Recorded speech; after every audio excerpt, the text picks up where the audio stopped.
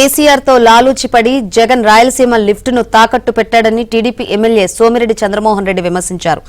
2020లో తెలంగాణ ఫిర్యాదుతో రాయలసీమ ఎత్తిపోతల పథకంపై NGT stay విధించిందన్నారు. KCR Jagan కుమ్మక్కు రాజకీయాలను ఏపీ ప్రజలు అర్థం చేసుకున్నారని ఆయన అన్నారు.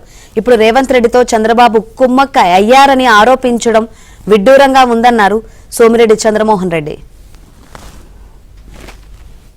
రాయలసీమ లిఫ్ట్ గురించి చంద్రబాబు నాయుడు గారు రేవంత్ రెడ్డి గారు ఇద్దరు కలిసి కుమ్మక్కయ్యి రేవంత్ రెడ్డి కోసం రాయలసీమకి నష్టం చేశాడని నోరు పారేసుకుంటున్నారు. నేను స్ట్రైట్ ఒకటే అడుగుతా, ఎన్జీటీ స్టే ఇచ్చినప్పుడు ముఖ్యమంత్రి ఎవరు? ఆంధ్రాకి జగన్మోహన్ రెడ్డి.